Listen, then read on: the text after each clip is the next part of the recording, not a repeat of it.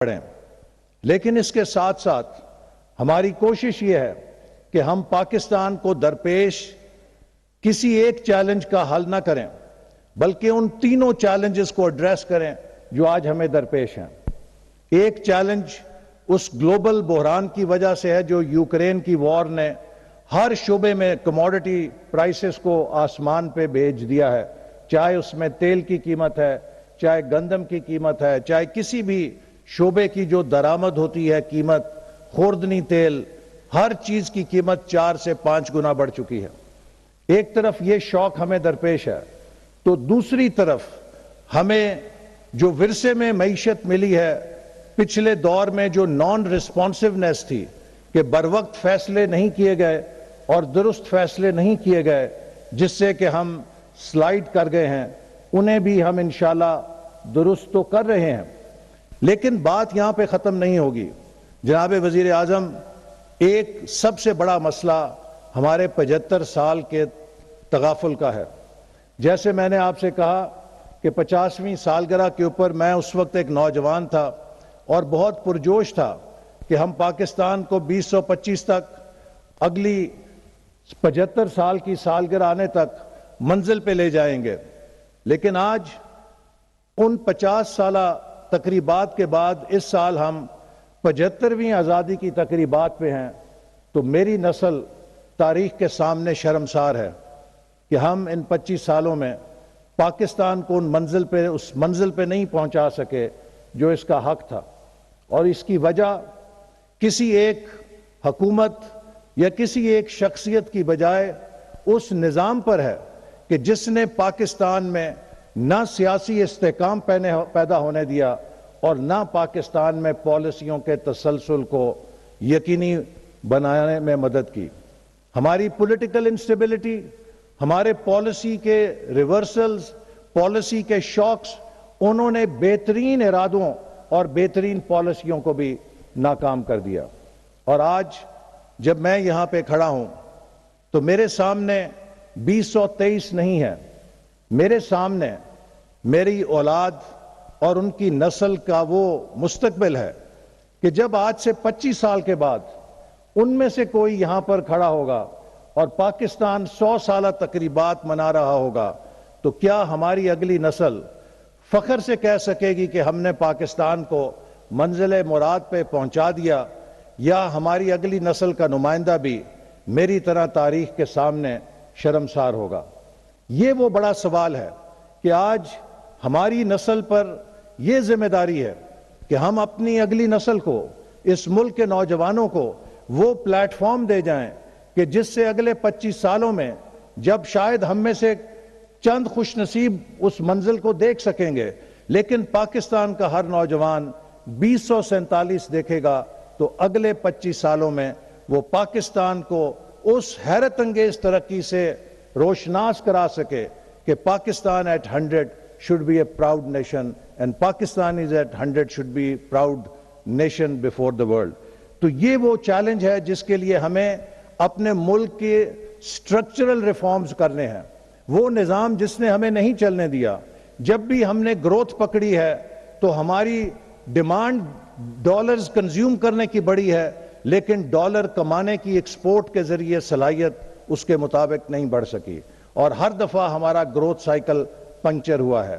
ہم کس تیزی کے ساتھ اپنی انڈسٹریلائزیشن کو پروموٹ کریں جس سے ویلیو ایڈڈ ایکسپورٹس کے ساتھ ہم اپنے اندر زر مبادلہ کمانے کی وہ صلاحیت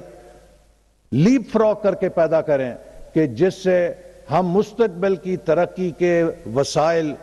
میں خود کفیل ہو سکیں، ہمیں غیروں سے ڈالر نہ مانگنے پڑے، ہمارے اپنے بزنس مین، ہمارے اپنے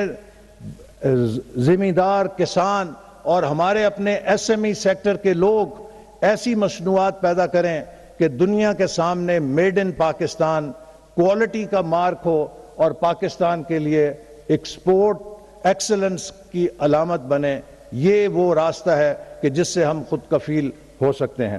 اسی طرح ہماری زراعت جو ہے وہ دنیا میں اتنی بڑی فیکلٹی کے ساتھ، اتنی بڑی انڈاؤمنٹ کے ساتھ آج بھی دنیا میں لوئسٹ ییلڈ کے پروڈکشن پر بیس کرتی ہے، ہم کس طرح تیزی کے ساتھ اپنی زراعت کو ترقی دیں کہ اپنا